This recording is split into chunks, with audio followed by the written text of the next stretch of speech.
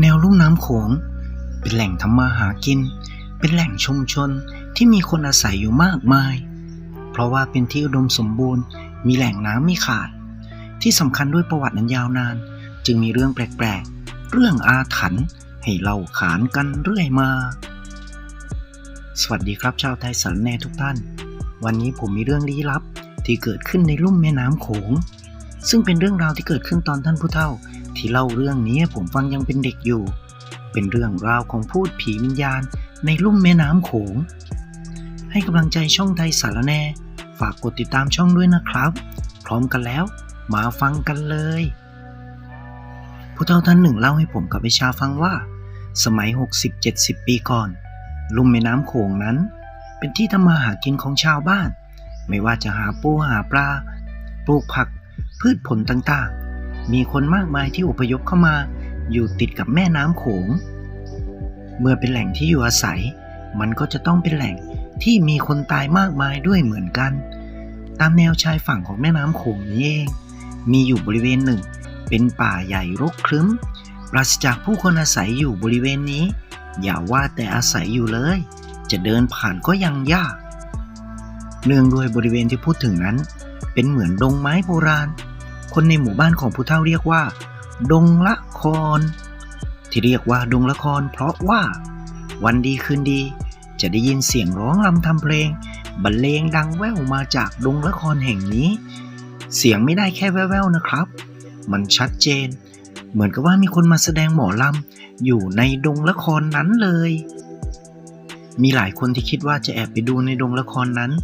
ว่ามีคนเข้าไปร้องรำทำเพลงเพื่อหลอกให้คนกลัวหรือเปล่าผลก็ปรากฏว่า3 หนุ่มที่เข้าไปแอบดูนั้นวิ่งกันป่าราบผมชี้ตั้งแทบจะหัวโกรนออกหมดหัวเลยทีเดียวกว่าจะพูดคุยกันรู้เรื่องได้ก็ปาเข้า 2-3 วัน3 หนุ่มเล่าให้ชาวบ้านฟังว่าขณะที่พวกเขาเข้าไปแอบดูแอบฟังเสียงที่ได้ยินอยู่นั้น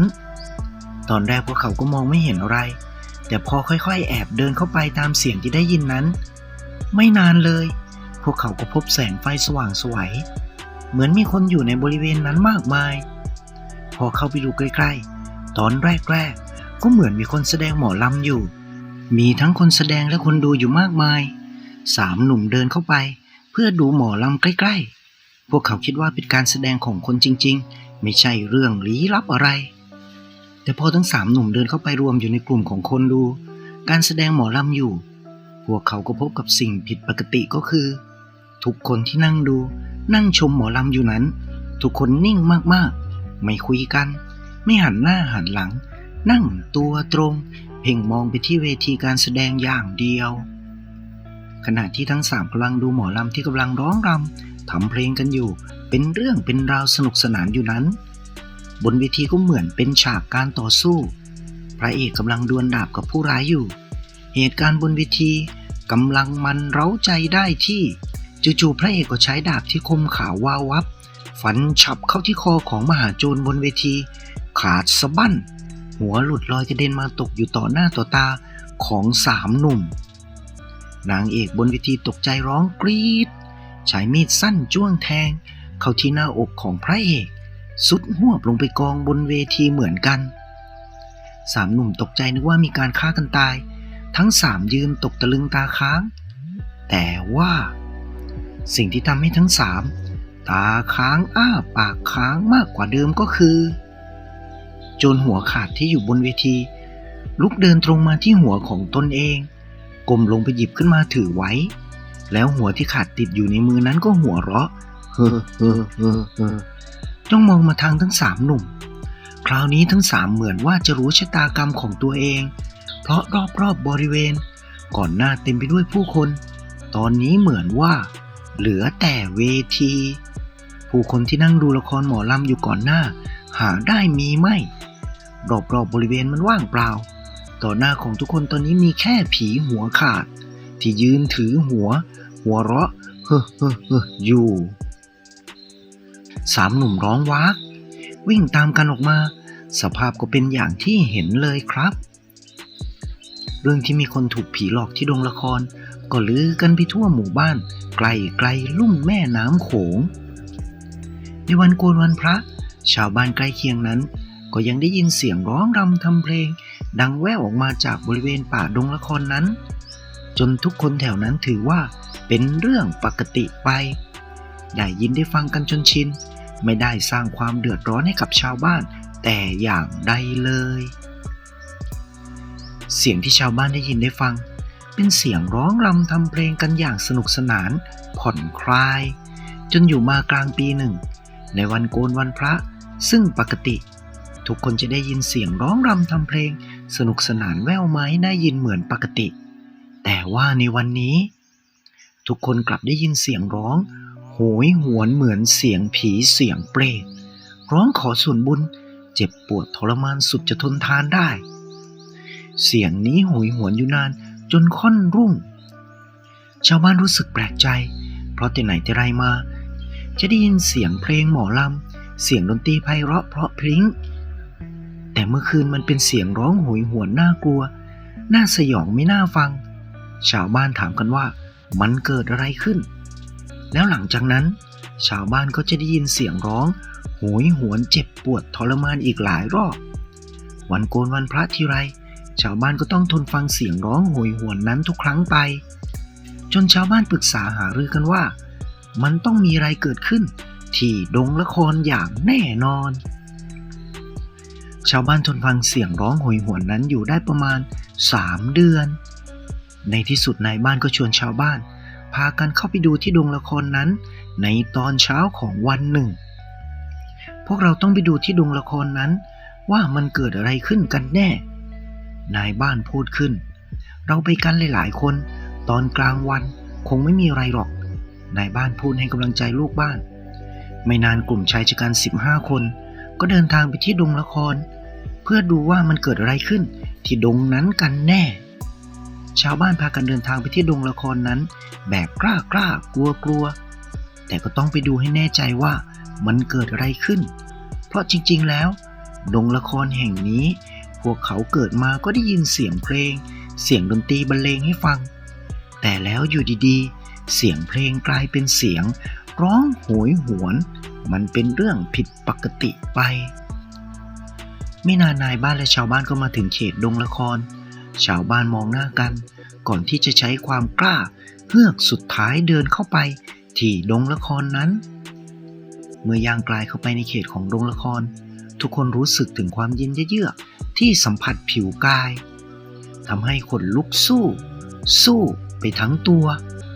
พวกเขาเดินลึกเข้าไปในเขตดงละครนั้นป่าไม้ในดงนี้เขียวชอุ่มแต่ละต้นสูงใหญ่ระฟ้ากล้วยไม้ดอกไม้ป่าหลากสีสันเบ่งบานอวดโฉมกันส่งกลิ่นหอมหวนสร้างเสน่ห์สีสันให้กับป่าดงนี้ได้เป็นอย่างดีเมื่อถึงกลางป่าดงละครนั้นทุกคนก็ต้องตะลึงตาค้างเพราะว่า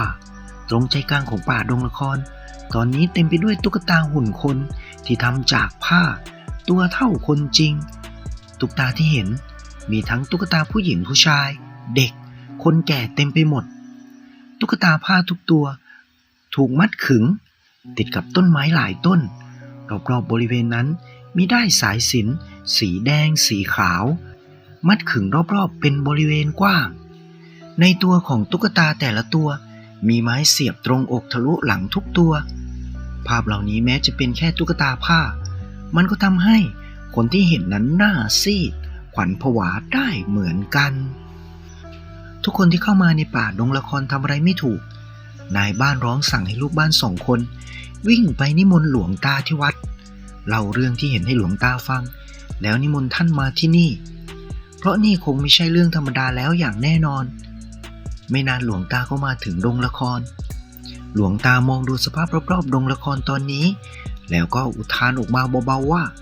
เวรกรรมจริงๆหลวงตาเดินแก้สายสิญจน์ที่ผูกมัดอยู่ทั่วไปในดงนั้นพร้อมหลับตาบริกรรมคาถาอยู่ไม่ขาดท่านให้ชาวบ้านนำตุ๊กตาผ้าที่มีอยู่ในที่นั้นมากองรวมกันไว้ตรงที่ลานที่ว่างกลางดงละครนั้นหลวงตาเดินปลดได้สายสิญจน์ออกจนใกล้หมดเหลือเส้นสุดท้ายสีแดงและสีขาวที่มัดพันล้อมต้นไม้ใหญ่ต้นหนึ่งไว้ 3-4 รอบหลวงตาแกะได้สายสิญจน์วนออกจากต้นไม้ใหญ่นั้น จนหมดเมื่อแกะได้สายสิญจน์ออกหมดแล้วในป่าดงละครก็มีลมพัดกันโชกหมุนวนรอบๆดงอยู่นานพอสมควรจนหลวงตาพูดขึ้นว่าพอแล้วไม่มีอะไรแล้วเมื่อหลวงตาพูดจบลมที่พัดแรงหมุนวนอยู่ก็หยุดหมุนหลวงตาชาวบ้านก่อไฟเผาตุ๊กตาผ้าเหล่านั้นท่านนั่งหลับตาบริกรรมคาถาอยู่ครู่แล้วก็ชวนให้ชาวบ้านกลับเข้าหมู่บ้านพรุ่งนี้เช้าให้ทุกคนเตรียมตัวลงไปทำบุญใหญ่ทำสังฆทานที่วัดพูดจบหลวงตาก็เดินนำออกไปจากป่าดงละครนั้นรุ่งเช้าชาวบ้านแห่แหนกันลงไปทำบุญทำสังฆทานตามที่หลวงตาบอกและจะได้ถามหลวงตาด้วยว่ามันเกิดอะไรขึ้นกันแน่หลวงตาเล่าให้ชาวบ้านฟังว่าที่ทุกคนเรียกตรงนั้นว่าเป็นดงละครเพราะนานมาแล้วมีคณะหมอลำที่ออกเร่ทำการแสดงตามหมู่บ้านตามวัดวาอารามถูกปล้นและโดนฆ่าตายกันหมดในดงนั้นวิญญาณที่ไม่เคยถูกปลดปล่อยไม่เคยได้รับบุญจึงสถิตอยู่ในป่าดงนั้นวันโกนวันพระก็จะออกมาร้องรำทำเพลงกันเป็นแบบนี้มาเนิ่นนาน3 เดือนที่ผ่านมาบังเอิญมีกลุ่มหมอผีที่ได้ยินได้ฟังเรื่องดงละครคิดว่าผีในดงละครนั้นเฝ้าสมบัติ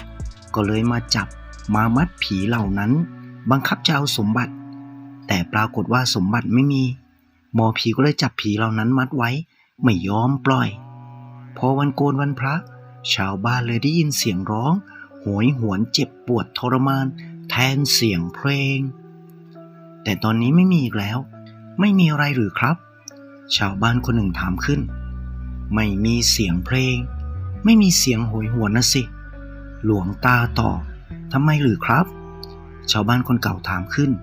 ก็เพราะบุญกุศลที่พวกเราทำให้มากพอที่จะให้พวกเขาไปในที่อันควรยังไงล่ะหลวงตาพูดจบก็มองกลุ่มของชาวบ้านยิ้มให้ด้วยความปราณีเมื่อผู้เฒ่าเล่าจบไอ้ชาก็พูดขึ้นว่าตอนนี้โรงละครยังมีอยู่ไหมครับผู้เฒ่ามองหน้าไอ้ชาแล้วก็พูดขึ้นว่ายังมีแต่เป็นที่ท่องเที่ยวที่ถ่ายรูปเป็นสถานที่พักผ่อนหย่อนใจอ้าวแล้วไม่มีผีแล้วหรือครับผู้เฒ่าสายหน้ายิ้มให้น้อยๆแล้วพูดต่อไปว่าโลกนี้ไม่มีอะไรยั่งยืนหรอกทุกอย่างเกิดขึ้นตั้งอยู่ดับไปแล้วผู้เฒ่าก็ถือไม้เรียวเดินไปไล่วัวควายของท่านกลับเข้าหมู่บ้านพร้อมกับฝูงวัวควายของผมกับไอ้ชาคลิปหน้าผมจะนำเรื่องเล่าดีๆหลอนๆแปลกๆมาเล่าให้ฟังอีกนะครับขอบคุณทุกท่านที่เข้ามารับฟังให้กำลังใจช่องไทยสารแหน่กดติดตามได้ที่นี่เลยนะครับแล้วทีมงานไทยสารแหน่จะค้นหาเรื่องราวแปลกใหม่สนุกๆมานำเสนอครับเจอกันใหม่คลิปหน้าสำหรับวันนี้สวัสดีครับ